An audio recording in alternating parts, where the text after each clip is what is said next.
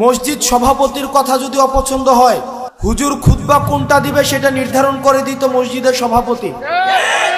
হুজুরদেরকে দাড়ি ধরে টেনে টেনে টেনে টেনে কারাগারে বন্দী করা হতো, শুধু হালাল এবং হকের কথা বলার কারণে। যারা ইসলাম প্রচার করতে গিয়েছে তাদেরকে ধরে ধরে জেলের মধ্যে ফেসিবাদী সরকার বন্দী করেছে। 5ই মে শাপলা চত্বরে আলেমগণ রয়েছে, রাতের অন্ধকারে পশুর মতো হত্যা করা হয়েছে। সেই দিন আমরা একজন মন্ত্রীকে বলতে শুনেছি 1 ঘন্টার মধ্যেই নাকি শাপলা চত্বর সাফা। আল্লাহ জালেমকে মজলুমের যে দোয়া এবং যে আল্লাহ আমাদেরকে যিনি সৃষ্টি করেছেন, একজন মজলুমের এবং দোয়া এবং সৃষ্টিকর্তার মধ্যে কোনো পর্দা থাকে না। সেই দিন সেই মন্ত্রী কি দম্ভক্তি করে বলেছিলেন 1 ঘন্টার মধ্যে আলেমদেরকে আমরা সাফা করে দিয়েছি। আজকে বাংলাদেশে যারা এই দম্ভক্তি করেছে তারা বলেছিল শাপলা চত্বর থেকে 1 ঘন্টার মধ্যে সাফা করেছে, কিন্তু আপনারা দেখছেন তাদেরকে এই বাংলাদেশ থেকে 45 মিনিটের মধ্যে সাফা করে দেওয়া হয়েছে। এটা অনেকের পছন্দ হবে না এই কথাটা, আমি জানি। এখানে অসংখ্য মানুষ আছেন, এটা আপনাদের পছন্দ হবে না। অধিকাংশের কাছে হয়তো আমি এই কথার কারণে অপ্রিয় হতে পারি, কিন্তু কার কাছে অপ্রিয় হলাম, কার পছন্দ হলো না সেটা মুখ্য না। মুখ্য হচ্ছে আমার ইসলাম আমাকে কি বলে, আমার দ্বীন আমাকে কি শিক্ষা দেয়। সেটা যদি অপছন্দেরও হয় সেটাই আমাদেরকে বলতে হবে। অনেকে আমাকে অপছন্দ করতে পারেন, আপনি আমাকে অপছন্দ করেন, সেটা আমার দেখার বিষয় না, কিন্তু এটাই সত্য। এখানের সবাইও যদি অপছন্দ করেন এটাই সত্য। আমাদের এটা সামাজিকভাবে এটাকে প্রতিরোধ করতে হবে। আমরা চেষ্টা করব, আপনারা যদি আমাদেরকে সহায়তা করেন, সামাজিক যেই ঋণকে সহজলভ্য করা। আপনাদের কাছে মনে হতে পারে যে এটা তো একটা মাহফিল, ইসলাম তো পূর্ণাঙ্গ দিন ব্যবস্থা। ইসলাম আমার দুনিয়া নিয়েও কথা বলে, দুনিয়া পরবর্তী বিষয় নিয়েও কথা বলে। আমাদের দুইটারই সমন্বয় ঘটাতে হবে। আমি আমার ক্ষুদ্র জ্ঞানে, আমি যেহেতু সামাজিক সমস্যাগুলো আমার কাছে মানুষ নিয়ে আসে, আমার যেহেতু দৃষ্টিগোচর হয়, সেজন্য আজকে আপনারা শপথ করেন যার এই ধরনের টাকা বিনিয়োগ রয়েছে পত্তন নামে, সুদ নামে, সেটা আর খাবেন না। আমরা ঋণকে সহজ করে দিব। বিপ্লব ধরে রাখা বিপ্লব করার চাইতে আরো কঠিন। এই বিপ্লবকে ধরে রাখবার জন্য আমাদেরকে ঐক্যবদ্ধ থাকতে হবে, স্বতঃস্ফূর্তভাবে আমাদেরকে ওই বিপ্লবের যারা অগ্রনায়ক তাদেরকে সাপোর্ট করতে হবে। আজকে যিনি এখানে প্রধান বক্তা হিসেবে কথা বলবেন, হাফেজ মাওলানা রফিকুল ইসলাম মাদানী, উনি আজকে ওনার অনেকগুলা প্রোগ্রাম ছিল, আমি ওনাকে অনুরোধ করার কারণে উনি প্রোগ্রামটা রেখেছেন। প্রধান বক্তা আগমন, রফিকুল ইসলাম মাদানী সাহেবের আগমন, শুভেচ্ছার স্বাগত, প্রধান বক্তা আগমন, শুভেচ্ছার স্বাগত, মুসলমানদের পক্ষ থেকে, লাল গোলাপ শুভেচ্ছা, সুতাবাগের পক্ষ থেকে, লাল গোলাপ শুভেচ্ছা। উপস্থিত আছেন আপনাদের এই গোপালনগর দেবিদ্বার কুমিল্লার কৃতি সন্তান, শুধু কুমিল্লার নয় সারা বাংলাদেশেরই গর্ব করার মতো সন্তান জনাব হাসনাত আব্দুল্লাহ। এদেশের ইসলামপন্থী দলগুলোর অবস্থান কি আপনারা দেখেছেন হাসিনা আমলে এদেশের ইসলামপন্থীরা আলেমরা কিভাবে নির্যাতিত হয়েছে, নিপীড়িত হয়েছে। আমরা আমাদের উপর কি পরিমাণ জুলুম করেছে। প্রিয় হাজিরিন, আল্লাহ পাকের একটা আয়াত আছে, ওমাকারু ওয়ামাকারাল্লাহ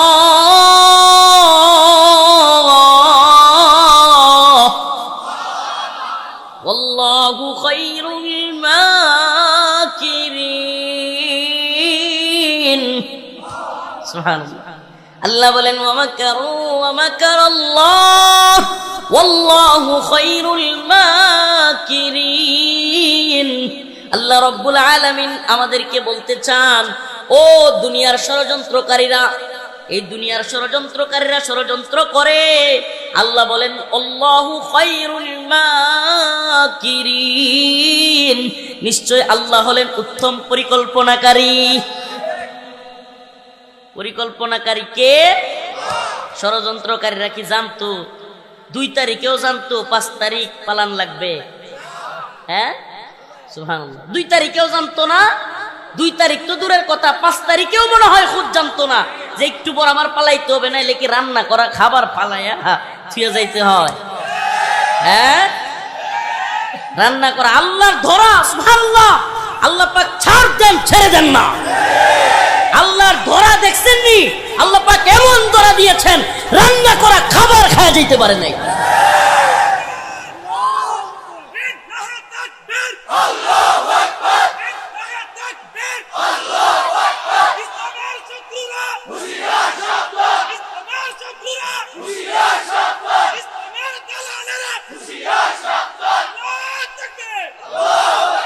আমি তো মনে করি এর চাইতে বড় শিক্ষা জালেমদের জন্য আর কিছু হইতে পারে না।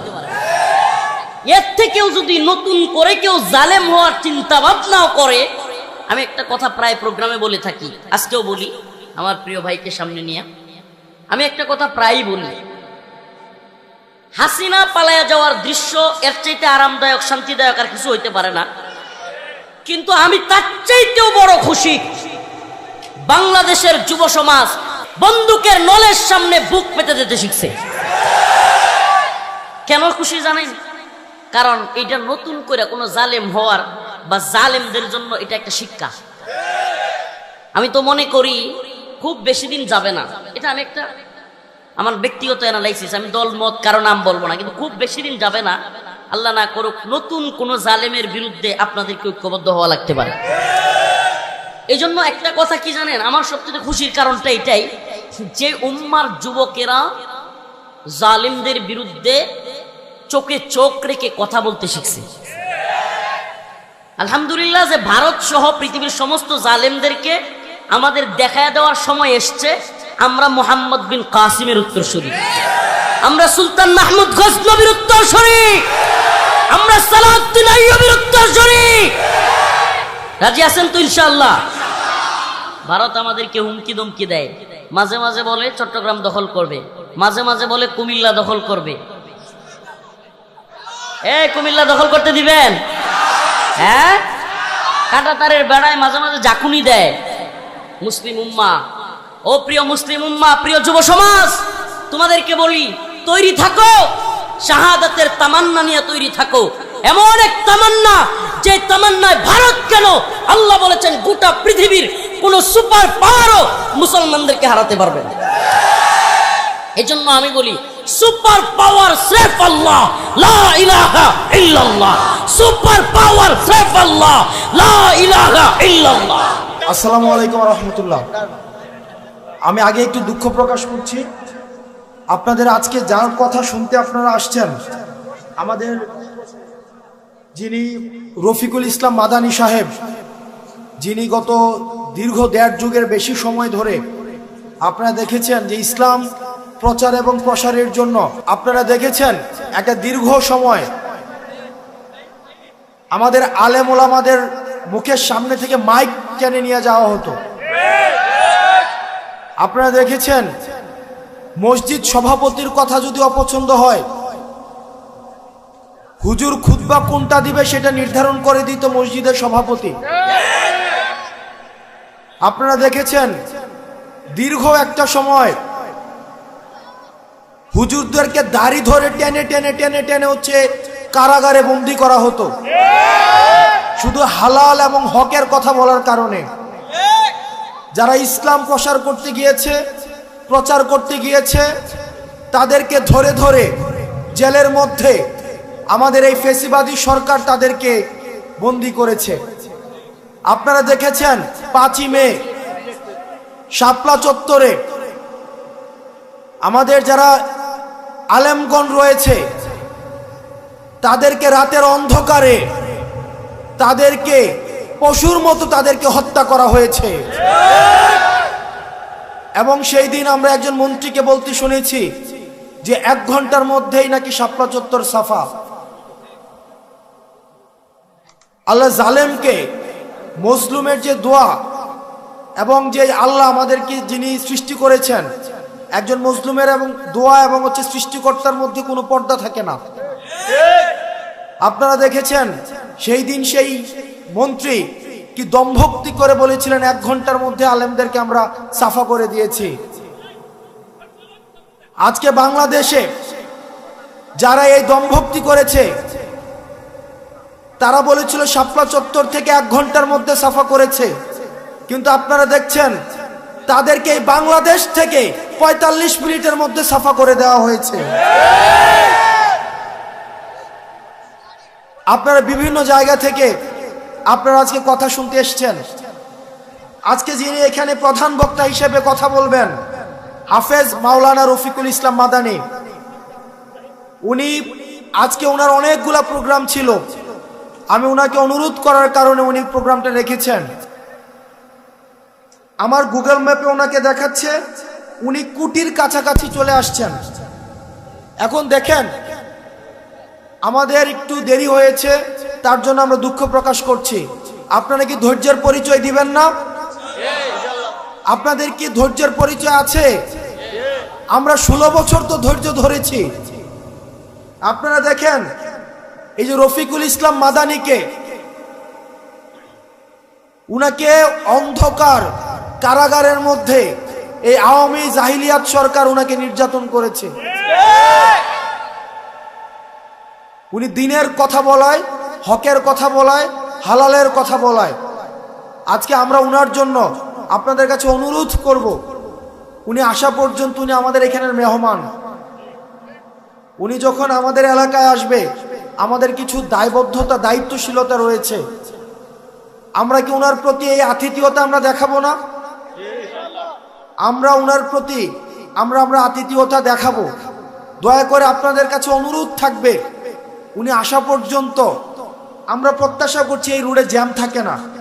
এই রোডে যেহেতু জ্যাম থাকে না, আমরা আশা করছি 8টা 19 মাত্র বাজে। এখন তো মানুষ 12টা 1টা 2টা পর্যন্ত হচ্ছে মোবাইল চালায়।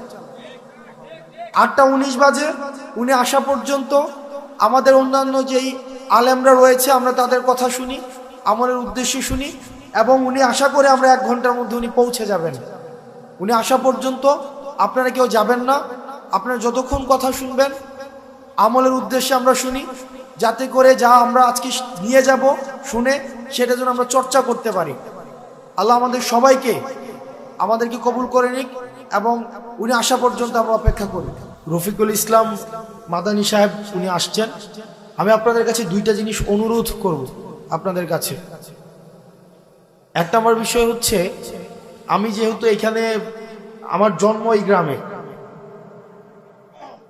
আমি এই গ্রামে মাঝে মাঝে, যদিও আমি দেবিদ্বারে বড় হয়েছি, ক্লাস 2তে আমি বাসায় দেবিদ্বারে চলে যাই, কিন্তু দুঃখজনক বিষয় একটা এই গ্রাম সম্পর্কে বা আশেপাশের গ্রাম সম্পর্কে, সেটা হচ্ছে যে আমরা পড়াশোনার ক্ষেত্রে আমরা এই গ্রামের মানুষ বা আশেপাশে কয়েকটা মানুষ অনেক বেশি পিছিয়ে আছি, অনেক বেশি। সেটা হতে পারে কয়েকটা কারণে।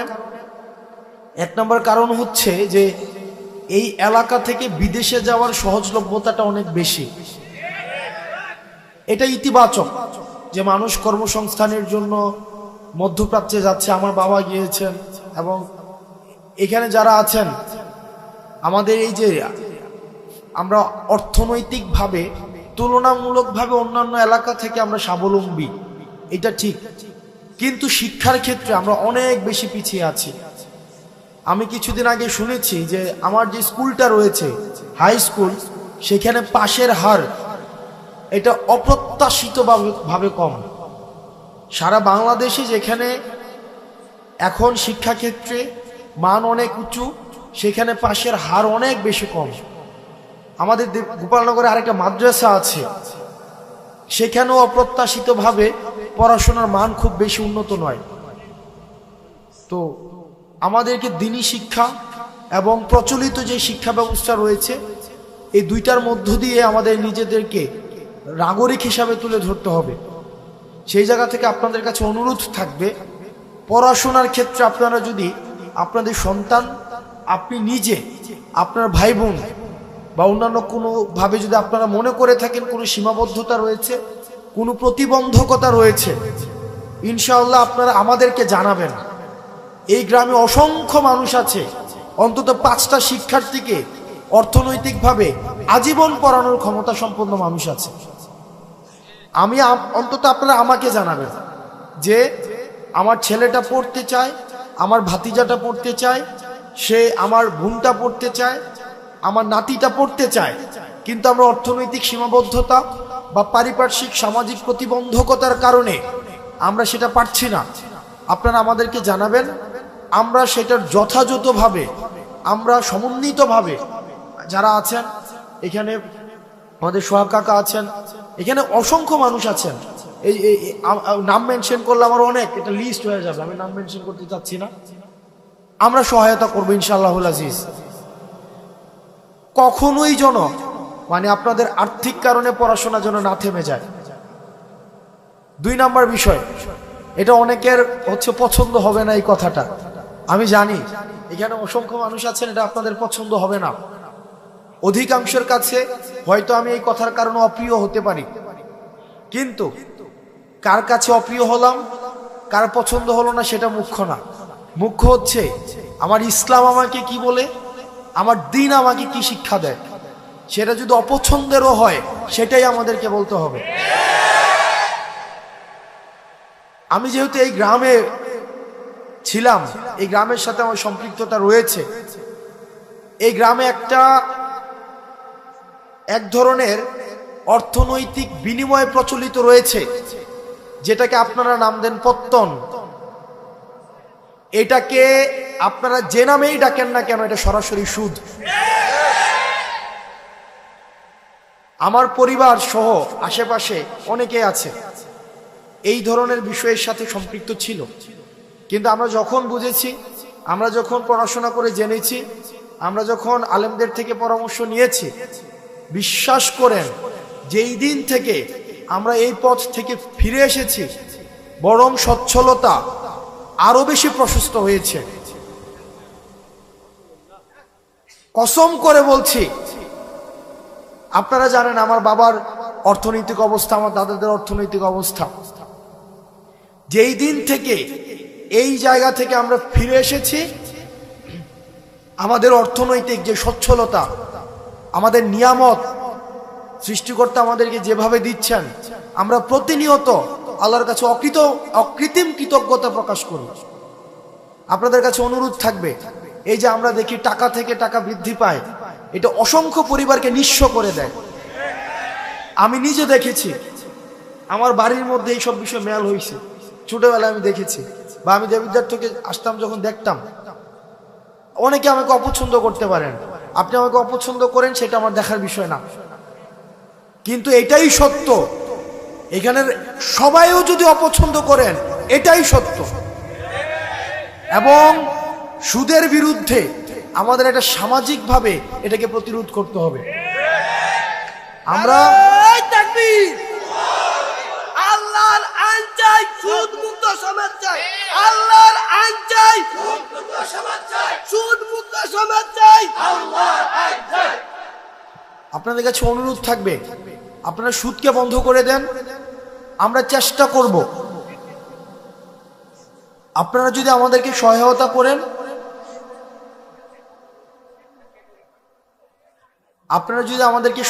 করেন, আমরা আমার জায়গা থেকে চেষ্টা করব সামাজিক যেই ঋণকে সহজলভ্য করা, সামাজিক ঋণ প্রদানকে সহজলভ্য করা। আপনাদের কাছে মনে হতে পারে যে এটা তো একটা মাহফিল। ইসলাম তো পূর্ণাঙ্গ দিন ব্যবস্থা। ইসলাম আমার দুনিয়া নিয়েও কথা বলে, দুনিয়া পরবর্তী বিষয় নিয়েও কথা বলে। আমাদের দুইটারই সমন্বয় ঘটাতে হবে। আমি আমার ক্ষুদ্র জ্ঞানে, আমি যেহেতু সামাজিক সমস্যাগুলো আমার কাছে মানুষ নিয়ে আসে, আমার যেহেতু দৃষ্টিগোচর হয়, সেজন্য আজকে আপনারা শপথ করেন, যার এই ধরনের টাকা বিনিয়োগ রয়েছে পত্তন নামে, সুদ নামে, সেটা আর খাবেন না। আমরা ঋণকে সহজ করে দিব।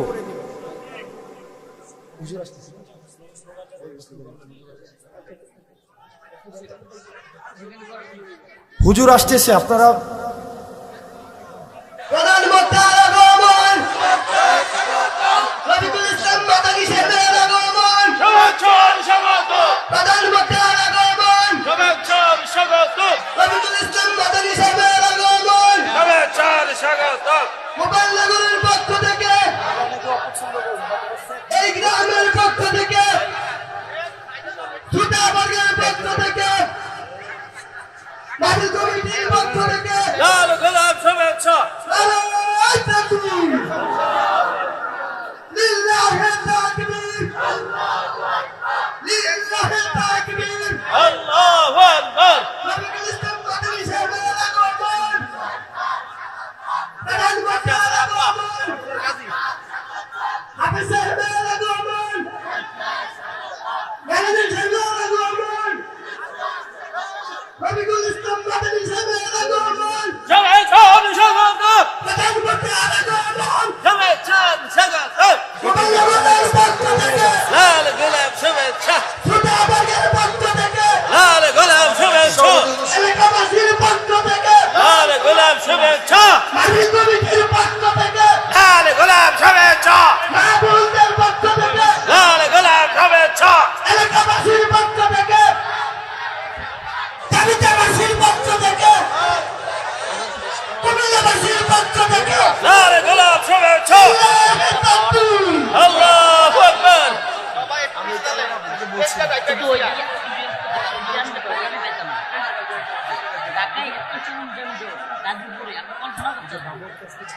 আরো যান, অতএব ঢাকা দিয়ে আসলে পাইতামই না।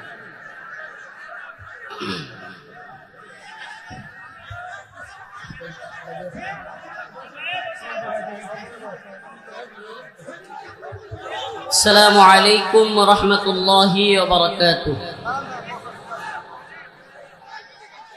إن الحمد لله نحمده ونستعينه ونستغفره ونؤمن به ونتوكل عليه ونعوذ بالله من شرور أنفسنا ومن سيئات أعمالنا. من يهده الله فلا مضل له ومن يضلل فلا هادي له. ونشهد أن لا إله إلا الله وحده لا شريك له. أما بعد فأعوذ بالله من الشيطان الرجيم. بسم الله الرحمن الرحيم. يا أيها الذين آمنوا لا تتخذوا اليهود والنصارى أولياء بعضهم أولياء بعض ومن يتولهم منكم فإنه منهم إن الله لا يهدي القوم الظالمين. صدق الله مولانا العظيم وصدق رسوله النبي الكريم ونحن على ذلك من الشاهدين والشاكرين والحمد لله رب العالمين. সকলে একটু দুরূদ শরীফ পড়ি। আল্লাহুম্মা সাল্লি আলা মুহাম্মাদিন ওয়া আলা আলি মুহাম্মাদ কামা সাল্লাইতা আলা ইব্রাহিম ওয়া আলা আলি ইব্রাহিম إنك حميد مجيد. اللهم بارك على محمد وعلى آل محمد كما باركت على إبراهيم وعلى آل إبراهيم إنك حميد مجيد. গোপালনগর মধ্যপাড়া আয়েশা সিদ্দিকা রাদিয়াল্লাহু আনহা কেন্দ্রীয় জামে মসজিদের উদ্যোগে আয়োজিত আজকের ইসলামী মহাসম্মেলনের সম্মানিত উলামায়ে কেরাম, মুরব্বিয়ানে আযম, প্রিয় যুবক ভাইরা, স্নেহের ছোট ভাইরা, পর্দানিশীন শ্রদ্ধেয় মা ও বোনেরা, উপস্থিত আছেন আপনাদের এই গোপালনগর দেবিদ্বার কুমিল্লার কৃতি সন্তান, শুধু কুমিল্লার নয় সারা বাংলাদেশেরই গর্ব করার মতো সন্তান জনাব হাসনাত আব্দুল্লাহ। আরও উপস্থিত আছেন অন্য অতিথিবৃন্দ। আল্লাহ পাক রব্বুল আলামিনের দরবারে লাখো কোটি শুকরিয়া যে মহান রব্বুল আলামিন আপনাকে আমাকে কোরআন সুন্নাহ থেকে কিছু কথা বলবার এবং শুনবার এত সুন্দর একটা ব্যবস্থাপনা করে দিয়েছেন। সেজন্য অন্তরের অন্তঃস্থল থেকে কালিমাতুশ শুকুর আদায় করে স্বতঃস্ফূর্ত আওয়াজ করে বলি আলহামদুলিল্লাহ। প্রিয় উপস্থিতি, আমি আপনাদের সামনে মুসলমানদের জন্য শত্রু এবং মিত্র এই বিষয় নিয়ে আলোচনা করব। মুমিনের শত্রু কারা, মুমিনের বন্ধু কারা, মুমিন কার সাথে বন্ধুত্ব করবে, কার সাথে শত্রুতা পোষণ করবে, কিংবা মুমিনের আসলি দুশ্মন প্রকৃত পক্ষে শত্রু কারা, এই ব্যাপারে আলোচনা করব ইনশাআল্লাহ। ওমা তৌফিক ইল্লা বিল্লাহ। এই আলোচনাটা খুবই জরুরি এই কারণে যে আমরা আজকে শত্রু চিনতেও যেমন ভুল করতেছি, বন্ধু চিনতেও ভুল করতেছি।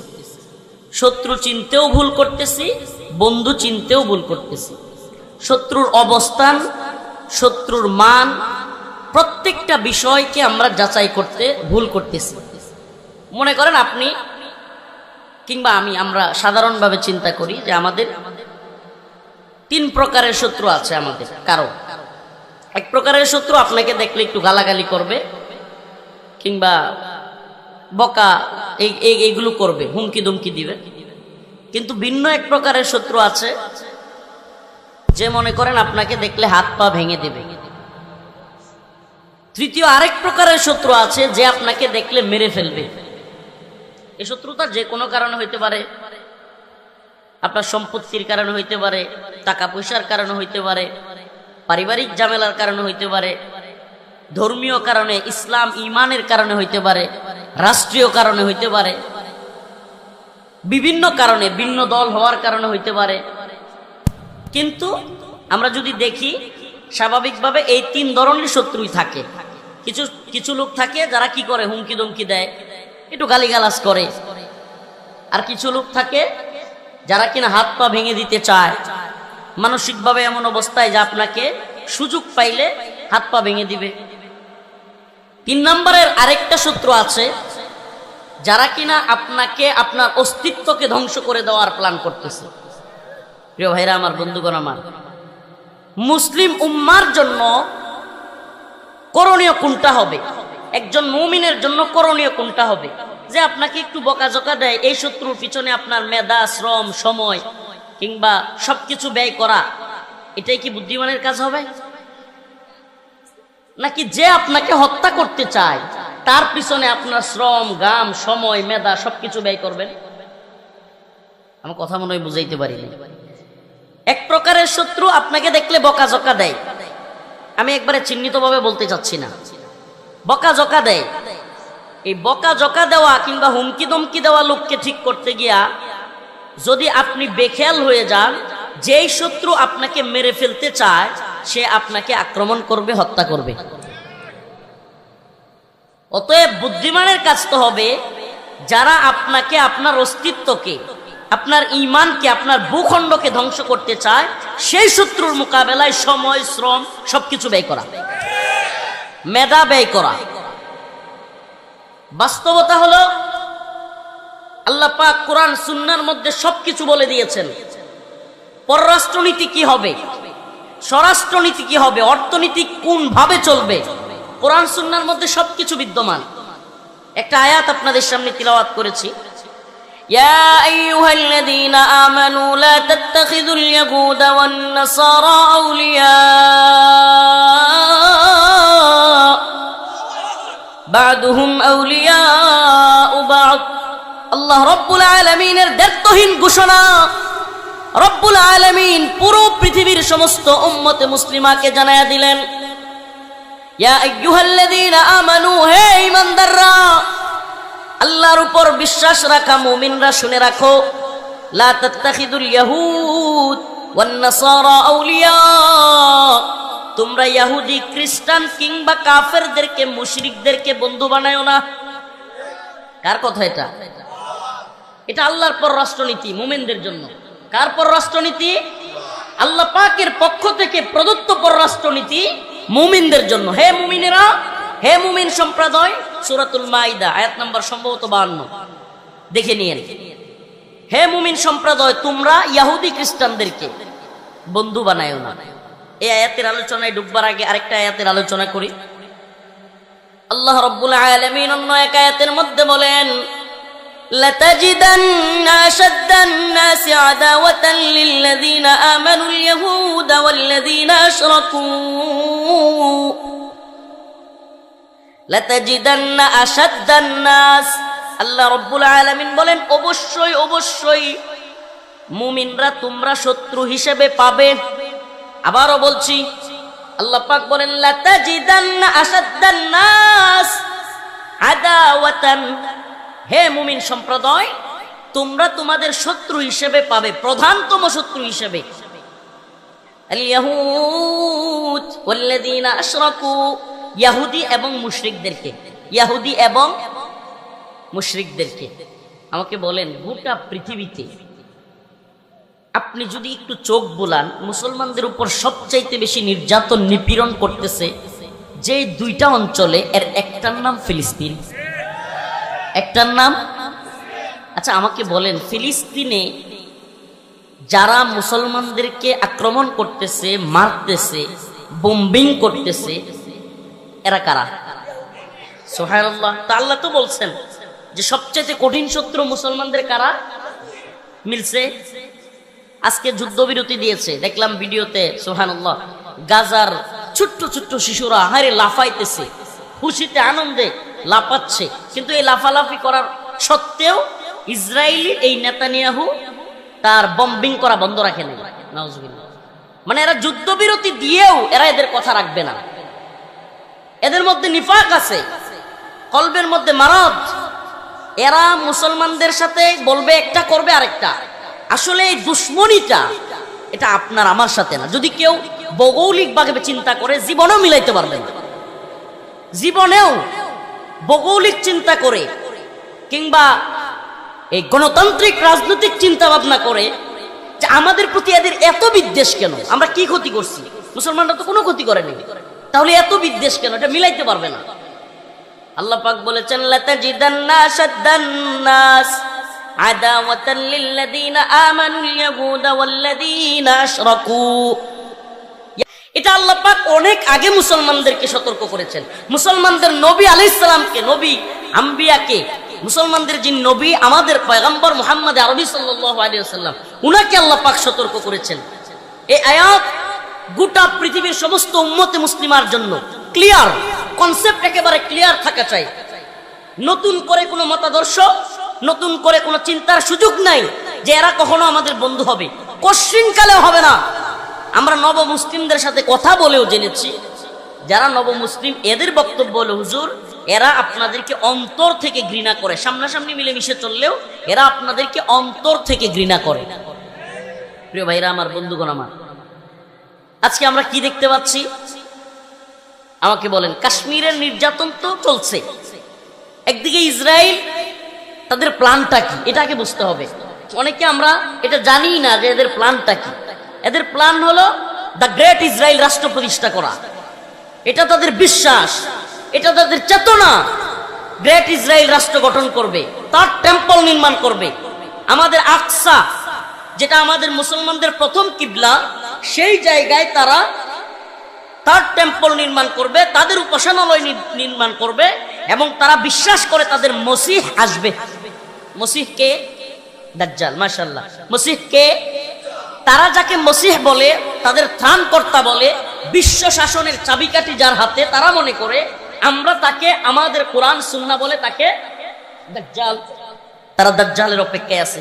দাজ্জাল গোটা পৃথিবী শাসন করবে এই অপেক্ষায় আছে, এবং দাজ্জালের হাতে সব কিছুর নিয়ন্ত্রণ থাকবে। নাউজুবিল্লাহ। আস্তে আস্তে আমরা যদিও এটার প্রমাণ পাচ্ছি। ইহুদিবাদীদের হাতে এখন গোটা পৃথিবী নিয়ন্ত্রিত বললেই চলে। আমেরিকান পলিসি বলেন, পলিসি মেকারদের ব্যাপারে বলেন, এদের উপরও নিয়ন্ত্রণ আছে এই ইহুদিবাদীদের। খুব ভয়ঙ্কর ষড়যন্ত্র ইহুদিদের। ইহুদিরা এমন কোনো জায়গা নাই, আপনি যদি এইটাই একটু বিবেচনা করেন, ইহুদিবাদী ইসরায়েল এখন পর্যন্ত জাতিসংঘের কোনো রুলস নাই যেটা অমান্য করে নাই। এমন একটা রাষ্ট্র পৃথিবীতে যেটা এই জাতিসংঘ, ইউনাইটেড নেশন, জাতিসংঘের এমন কোনো রুলস নাই যেটাকে পাশ কাটায়া যায় নাই, কোনো রুলস মানে না। আচ্ছা আমাকে বলেন, এরপরেও ইসরায়েলে কোনো ধরনের শাস্তির মুখে হইতে হয়েছে? হচ্ছে না। তার মানে এদের পাওয়ারটা আপনি চিন্তা করেন। প্রিয় মুসলমান, একেবারে ডিরেক্ট কথায় চলে গেলাম, কোনো আকপাশ কথা বলার সুযোগ নেই, সময় কম।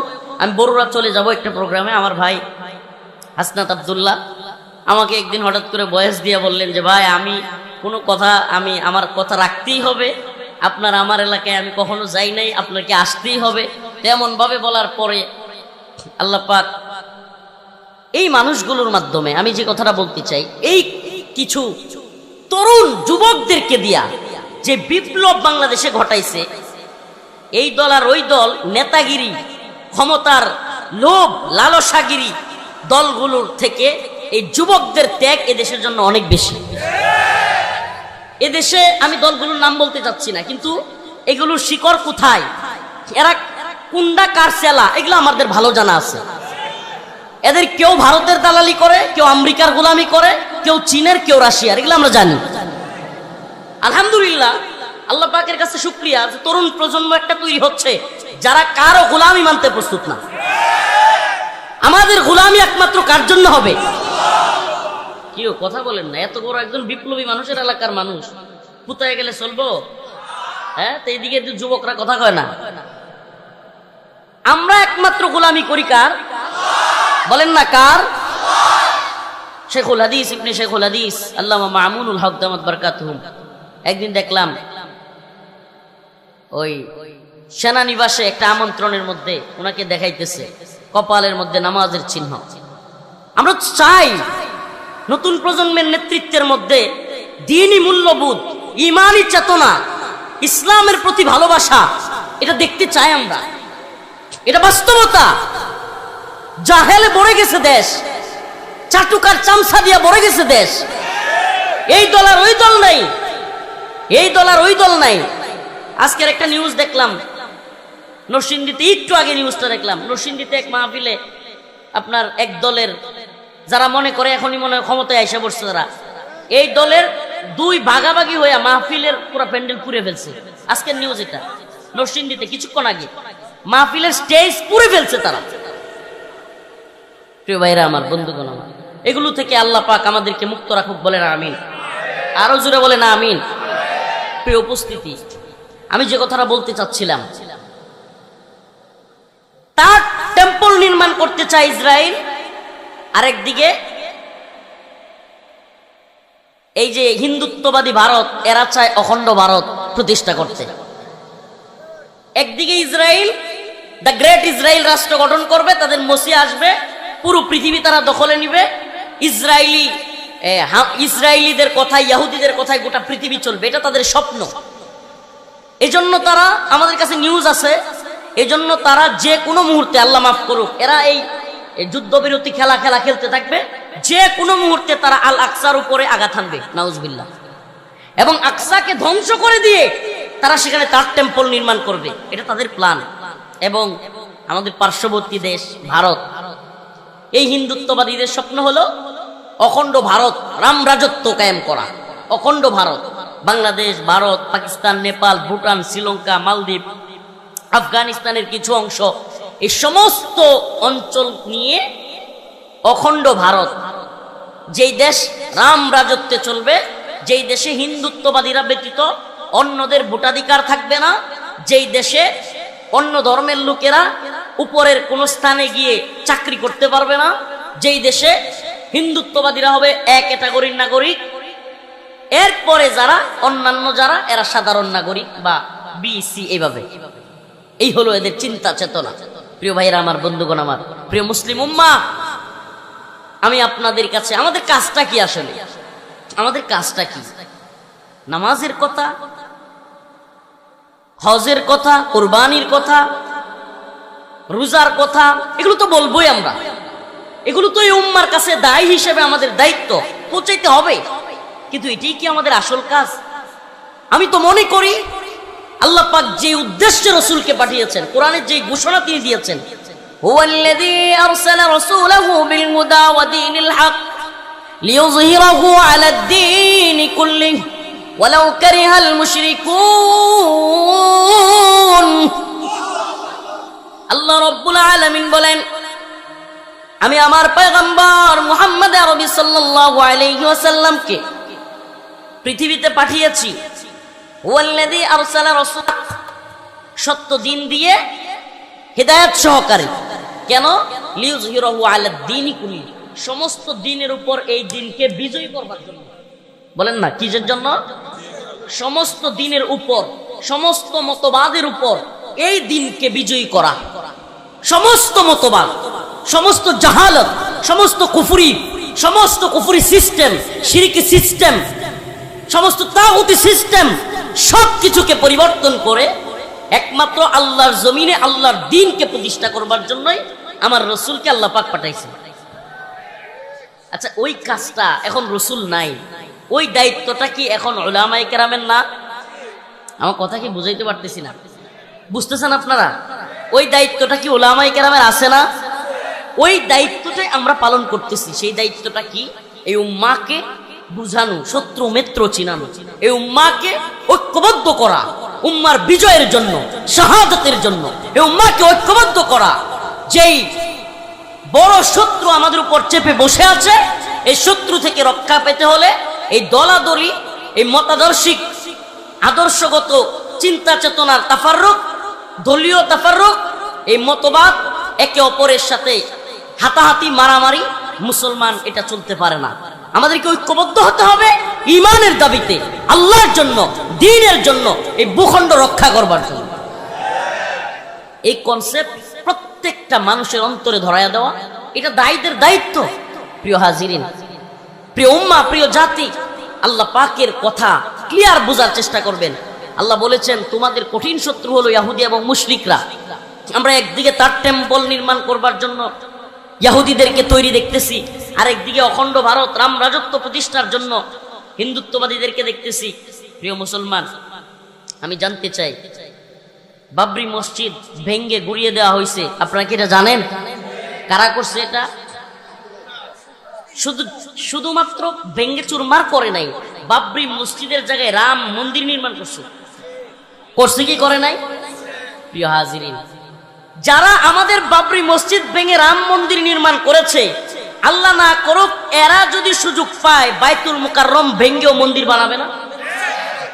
আমার কথা বুঝতেছেন? করবে কি করবে না? আপনাকে আরেকটা নিউজ দেই, আমরা এই নিউজগুলো জানিও না, পড়িও না, শুনতেও চাই না। আমাদের ওই কাশ্মীরের কিংবা ইসরায়েলের ফিলিস্তিনের গল্প একটু পরে হবে। একেবারে কাছাকাছি আসেন, আসাম, বাংলাদেশ সীমান্তের খুব কাছাকাছি আসাম। আসামে মুসলমানদের ঘর বাড়ি প্রায় প্রতিদিন বুলডোজার দিয়ে গুড়িয়ে দেওয়া হচ্ছে। মুসলমানদের মাদ্রাসাগুলো বুলডোজার দিয়ে গুড়িয়ে দেওয়া হচ্ছে, মসজিদগুলো বুলডোজার দিয়ে গুড়িয়ে দেওয়া হচ্ছে। বাঙালি বাঙালি বলে মুসলমানদেরকে আসাম থেকে তাড়িয়ে দেওয়ার প্ল্যান করা হচ্ছে, খুব কাছে। এবার আসেন আমাদের দেশ নিয়ে।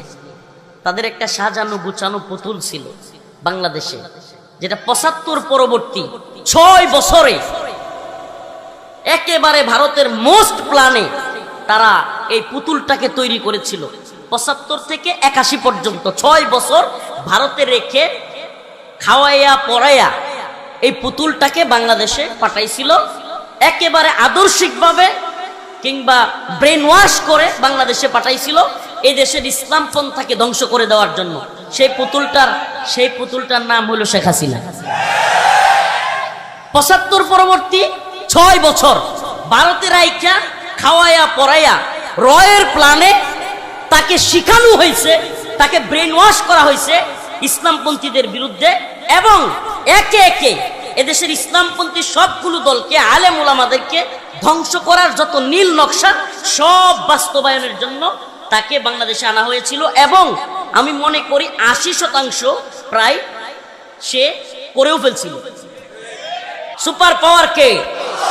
সুপার পাওয়ার তো স্রেফ আল্লাহ, লা ইলাহা। পৃথিবীর কোন পাওয়ারের যদি শক্তি থাকতো সব মুসলমানদেরকে দখলে নেওয়া, তাহলে আফগানে রাশিয়া আমেরিকা সফল হইতো। সফল হয়েছে না ব্যর্থ? সফল হয়েছে না ব্যর্থ? ভারতও যদি বাংলাদেশ নিয়ে কোনো চিন্তা করে, আমি মনে করি হয়তো আমরা শহীদ হব, হয়তো আমাদের প্রজন্ম অনেকেই শহীদ হবে, কিন্তু বিইذنিল্লাহ কাম মিন ফিয়াতিন কলিলা গালাবাত ফিয়াতান কাসীরাতান বিইذনিল্লাহ, আল্লাহ পাকের ঘোষণা অনুযায়ী বিজয়ী আমরাই হব। বিজয়ী কারা হবে? হয়তো আমরা শহীদ হব, কিন্তু আমাদের পরবর্তী প্রজন্ম এই বিজয়ের নায়ক হবে ইনশাআল্লাহ। শাহাদাতের তামান্না নিয়ে প্রস্তুত আছেন তো? আমার বক্তব্য প্রথম থেকে নিয়ে আমি চেষ্টা করতেছিলাম এটাই, হে প্রিয় মুসলিম উম্মাহ, আমি যেই শত্রুর কথা তোমাদেরকে বুঝাইতে চেয়েছি এতক্ষণ, যেই শত্রু আমাদেরকে, আমাদের দেশকে, আমাদের ইসলামকে, সব কিছুকে ধ্বংস করতে চায়, এই শক্তিটাই হলো বর্তমানে বাংলাদেশের জন্য, এই অঞ্চলের মুসলমানদের জন্য সবচাইতে ভয়াবহ শত্রু হলো হিন্দুত্ববাদী ভারত। এই হিন্দুত্ববাদী ভারত আমাকে, আপনাকে, আপনার আমার দেশকে, ঈমানকে, দ্বীনকে, সবকিছুকে মাটিতে মিশিয়ে দেওয়ার জন্য এরা প্রস্তুত হচ্ছে। প্রিয় ভাইরা আমার, প্রিয় উম্মাহ, সীমান্তের বিভিন্ন কাঁটাতারের বেড়ায় আজকে বিভিন্ন সীমান্তে এরা, ওই যে কিছু প্রতিবেশী আছে না গায়ে পাড়া দিয়া ঝগড়া বাজায়, কিছু প্রতিবেশী থাকে না যে গায়ে পাড়া দিয়া কি করে ঝগড়া বাজায়, এইরকম গায়ে পাড়া দিয়া ঝগড়া করা প্রতিবেশীদের মতো আচরণ করতেছে এই হিন্দুত্ববাদী ভারত। এরা আমাদেরকে যুদ্ধ যুদ্ধ ভয় দেখায়। কি করে? এদের মিডিয়ায় দেখলাম কয়েকদিন আগে একটা নিউজ দেখলাম, এদের মিডিয়ায় এদের কতগুলো কামান আছে, বিমান আছে, এরপরে যুদ্ধ জাহাজ আছে, সাবমেরিন আছে, বাংলাদেশের কয়টা আছে, এগুলোর হিসাব দিতেছে। পৃথিবীর ইতিহাস সাক্ষী, এগুলোর হিসাব মিলায়া যুদ্ধের জয় পরাজয় নির্ধারিত হয় না। আমি যদি রসুলের ভাষায় বলি, আল্লাহ রসুল বলেছেন ইমানদাররা হলো জিন্দা, ইমানদাররা আর কাফেররা হইল মুর্দা। কাফেররা কি? ইমানদার। আমার রসুল বলেছেন। আচ্ছা বলেন তো, পুরা মাঠ যদি মুর্দা দিয়া ভরপুর আর একজন জিন্দা লোক, ওই পুরা মুর্দারা মিলে জিন্দার কি ক্ষতি করতে পারবে? হ্যাঁ, তাইলে ইমানদাররা কি জিন্দা? ইমানদাররা বলেন না, ইমানদাররা। অতএব জিন্দা ইমান নিয়া জাপায়া পড়লে 313 জন হাজারো অস্ত্র শস্ত্রের বিরুদ্ধে বদরে বিজয়ী হয়েছিল না হয় নাই? ছোট্ট তালেবান যোদ্ধারা অল্প একটা বাহিনী নিয়ে, তালিব শব্দের অর্থ ছাত্র, তালেবান মানে ছাত্রদের দল, এই ছাত্রদের দল রাশিয়া আমেরিকাকে হারাইছে না হারায় নাই? সিরিয়ায় বাশার আল আসাদ, হাফিজ আল আসাদ বাপ পুতের ক্ষমতার 54-55 বছরের সব ধ্বংস ছোট্ট মুজাহিদের দল করছে না করে নাই? বাংলাদেশে আমাদের এই তরুণ প্রজন্ম হাসিনার 16 বছরের গদি নাড়াইছে না নাড়ায় নাই? সব কিছু মিলায় দেখেন তো, অস্ত্র শস্ত্র আর বাহিনী দিয়া বিজয়ী হওয়া যায়? হওয়া যায়? বোঝা গেল বাহিনী দিয়া বিজয়ী হওয়া যায় না, বরং আদর্শিক ভাবে যারা সঠিক থাকে তারাই বিজয়ী হয়। আদর্শিক সঠিক হওয়া এটা খুব কঠিন জিনিস, মারাত্মক জিনিস। 10 জন আদর্শিক মানুষ পুরো পৃথিবীকে বিপ্লব ঘটায় দিতে পারে, পুরো পৃথিবীর সিস্টেমকে পরিবর্তন করে দিতে পারে। আদর্শ খুব কঠিন জিনিস। আদর্শ এমন এক জিনিস, যদি কোনো ব্যক্তি আদর্শিক হয়, সে চাকর হইতে পারে, তার মনিব তার আদর্শ গ্রহণ করতে বাধ্য। সে কর্মচারী হইতে পারে, তার পুরা ফ্যাক্টরির মালিক তার আদর্শ গ্রহণ করতে বাধ্য। অতএব আমরা ইসলাম নামক এমন এক আদর্শ পেয়েছি, গোটা পৃথিবী যে আদর্শের সামনে মাথা নত করতে বাধ্য। প্রিয় ভাইরা আমার, বন্ধুগণ আমার, আলোচনা লম্বা করবার সুযোগ নেই। আমি আপনাদেরকে যে মেসেজটা দিতে চাইলাম, মেসেজটা হলো এই উম্মতকে এখন বুঝা, এই জাতিকে এখন বুঝা যে আমাদের সবচাইতে বড় শত্রু, যে শত্রু আমাদেরকে, আমাদের দেশকে, আমাদের ঈমানকে, আমাদের দ্বীনকে ধ্বংস করে দিতে চায়, আমাদের আদর্শ থেকে আমাদেরকে একেবারে মূলোৎপাটন করতে চায়, এই শত্রুর নাম হলো হিন্দুত্ববাদী ভারত। এই শত্রুর বিরুদ্ধে সতর্ক থাকতে হবে। দলাদলি, কাদা চুরাচুরি, একে অপরের বিরুদ্ধে দাঁড়ানো এখন মুসলমানদের কাজ নয়, মুমিনদের কাজ নয়। ঐক্যবদ্ধ হওয়া। মুসলিমদেরকে বলবো, প্রিয় যুবকদেরকে বলবো, এখন ঐক্যবদ্ধ হওয়ার সময়। ঐক্যবদ্ধ হব কেন? ঈমানের জন্য, দ্বীনের জন্য, এই ভূখণ্ড রক্ষা করবার জন্য। এই তরুণ প্রজন্মের যে ভাইরা আছে, এই ভাইদের কাছে আমাদের আহ্বান থাকবে এবং আপনাদের প্রতিও আমাদের মেসেজ থাকবে। যেহেতু ইউটিউবাররা অনেকে আছে, এই কথাগুলো যাবে, তাদের মাধ্যমেও সকলের প্রতি আমার একটা মেসেজ থাকবে। যে ছেলেগুলো আমাদেরকে বিজয় এনে দিল, আপনাদের এলাকার ছেলে বলে বলছি না, সব যারা এই কাজটা করেছে, তাদেরকে বিতর্কিত করা, তাদেরকে হেয় করা, এটা একটা নতুন ট্রেন্ডিং, যেটা আওয়ামী লীগ এবং তাদের দূষররা প্ল্যান করে করতেছে। কারণ এই বিপ্লবের সৈনিকদেরকে যদি মাইনাস করা যায়, এদেরকে যদি মেন্টালি কিংবা এদের সে আদর্শিক জায়গায় যদি এদের আঘাত করা যায় যে এরা দুর্নীতিবাজ, এরা এটা, এরা ওইটা, তাহলে তারা যে ঠিক ছিল, আওয়ামী লীগ সঠিক ছিল, এটাকে মানুষের সামনে প্রমাণ করা সহজ হবে। আপনাদেরকে আমি কথা বুঝাইতে পারছি? যারা এই বিপ্লবের অগ্রসেনানী, এই বিপ্লবে যারা একেবারে ফ্রন্ট লাইনে ছিল, প্রথম কাতারে ছিল, এদেরকে যদি দুর্নীতিবাজ, ভণ্ড কিংবা এরা খারাপ মানুষ, এটা জাতির সামনে প্রমাণ করা যায়, তাহলে আমরা ভালো ছিলাম, নাউজুবিল্লাহ, মানে আওয়ামী লীগ ভালো ছিল, এটা আওয়ামী লীগ প্রমোট করতে পারবে। এই চেষ্টাটা আওয়ামী লীগ করতেছে, এটা আওয়ামী লীগের দূষররা করতেছে। এবং এমন অনেক লোককে দেখা যাচ্ছে যারা অন্যান্য দলের, কিন্তু এরাও এই ছাত্র ভাইদের বিরুদ্ধে বিভিন্ন ধরনের কুৎসা রটানোতে লিপ্ত। প্রিয় জাতি, প্রিয় এলাকাবাসী, আপনাদের প্রতি আমাদের একটা মেসেজ থাকবে। আচ্ছা বলেন, হাসিনা এমন কোন সেক্টর নাই যেই সেক্টরে আমাদেরকে জুলুম করে নাই? আমাদের মাদ্রাসা ছাত্রদেরকে গুলি করে মারছে কি মারে নাই? স্কুলের ছোট ছোট বাচ্চাদেরকে গুলি করে মারছে কি মারে নাই? আলেম ওলামাদেরকে মামলা দেয় কি দেয় নাই? শত শত আলেমদেরকে রিমান্ডের নামে নির্যাতন করছে না করে নাই? আমার ব্যক্তিগতভাবে আমি কথাটা অনেক প্রোগ্রামে বলেছি, আমার কাপড় চোপড় খুলে মহিলাদের দ্বারা ছবি ভিডিও পর্যন্ত করছে এই সরকার। আমাকে বলেন, এই সরকার আলেমদেরকে রিমান্ডের নামে নির্যাতন করছে কি করে নাই? আওয়ামী লীগ কিংবা হাসিনা সরকার দেশের সর্বজন শ্রদ্ধেয় আলেমকে কারাগার থেকে হত্যা করে বের করছে কি করে নাই? দেশের টাকা বিদেশে পাচার করছে কি করে নাই? দেশকে ভারতের গোলাম বানাইছে কি বানায় নাই? এত এত অপরাধ। এই ছাত্রলীগ এমসি কলেজে সিলেটে স্বামীর সামনে স্ত্রীকে গণধর্ষণ করছে কি করে নাই? এই ছাত্রলীগ আমাদের ভাই আবরার ফাহাদকে ভারতের কথায়, হিন্দুত্ববাদীদের কথায় বুয়েটে আমাদের ভাই আবরার ফাহাদকে পিটিয়ে হত্যা করছে কি করে নাই? কয়টা বলবো? এমন কোন অপরাধ আছে যেটার সাথে ওদের নাম নাই? বলেন আপনাকে, বলেন আমাকে। এই এত অপরাধের পরে এত জুলুম, আমি তো মনে করি আমরা যদি আল্লাহ পাকের কাছে হাজার হাজার লাখো লাখো সিজদা দিয়াও শুকরিয়া আদায় করি, আল্লাহ পাক এই জালিম থেকে যে আমাদেরকে পরিত্রাণ দিছে, এটা শুকরিয়া আদায় হবে না। এই জন্য এই ভাইগুলোকে কৃতজ্ঞতা দিতে, এই ভাইগুলোকে এই জন্য সাপোর্ট দিতে, কিংবা এই ভাইগুলোর পক্ষে দাঁড়াতে আমি বা আমরা ন্যূনতম দ্বিধাবোধ করি না। ওই জালেমদেরকে প্রতিহত করবার জন্য তারা যে রিস্কটা নিয়েছে, আজকে আপনাদের সন্তান হাসনাত আব্দুল্লাহকে আপনারা নাও পাইতে পারতেন, সে শহীদ হয়ে যেতে পারত, নাও পাইতে পারতেন।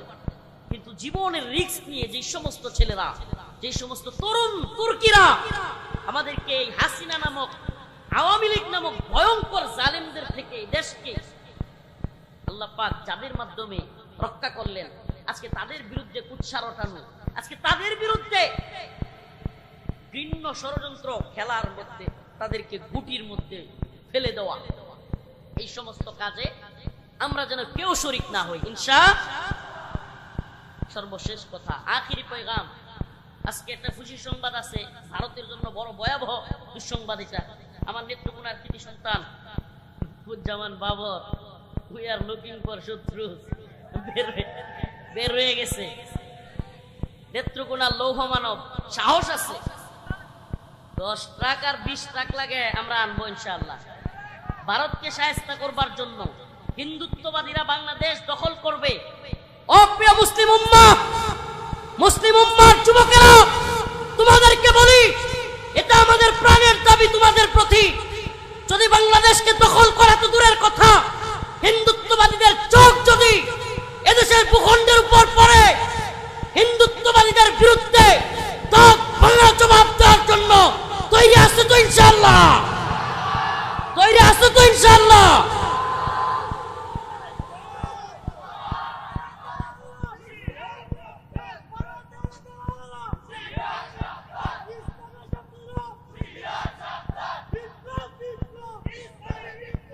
আল্লাহ রাসূলের একটা হাদিস বলে শেষ করছি, ইসাবাতানে মিন উম্মতি, ইসাবাতানে মিন উম্মতি আহরাজাহুম আল্লাহু মিনান নার, ইসাবাতুন তাগজুল হিন্দা ওয়া ইসাবাতু মা ঈসা ইবনে মারইয়াম। সুবহানাল্লাহি ওয়া বিহামদিহি। আল্লাহ রাসূল বলেছেন, এটা অস্বীকার করবার সুযোগ নাই। কেন নাই? কারণ এমন এক ব্যক্তি বলেছেন যার 2 ঠোঁটের মাঝখান দিয়া জীবনে কোনোদিন মিথ্যা বের হয় না। সুবহানাল্লাহ। এটা শুধু আমরা স্বীকার করি না, মক্কার কাফের মুশরিকরা পর্যন্ত এ কথা স্বীকার করত। আমাদের রাসূলকে তারা পাগল বলতো, জাদুকর বলতো, গণক বলতো, কিন্তু কোনোদিন মক্কার কাফেররা মিথ্যাবাদী বলে নাই। আমার সেই রাসূল বলেছেন, ইসাবাতানে মিন উম্মতি আহরাজাহুমুল্লাহু মিনান নার, ইসাবাতুন তাগজুল হিন্দা ওয়া ইসাবাতু মা ঈসা ইবনে মারইয়াম। আমার উম্মতের 2টা দলের সাথে যুদ্ধ হবে, আর এই 2টা দল আমি তাদেরকে জাহান্নাম থেকে মুক্তি ঘোষণা দিলাম। একটা দল ইসাবাতুন তাগজুল হিন্দা, হিন্দুস্তানের সাথে মুসলমানদের এক ভয়াবহ যুদ্ধ হবে, সেই যুদ্ধে শরীক হওয়া মুজাহিদ, সেই দলটা। প্রিয় হাজিরিন, আখিরি পয়গাম, সেই দলে আমরা শরীক হইতে রাজি আছি তো ইনশাআল্লাহ? মুসলিমদের দলে শরীক হইতে প্রস্তুত আছি তো ইনশাআল্লাহ? লিল্লাহি তাকবীর, লিল্লাহি তাকবীর। এই দিল্লি না ঢাকা, দিল্লি না ঢাকা, আপোষ না সংগ্রাম।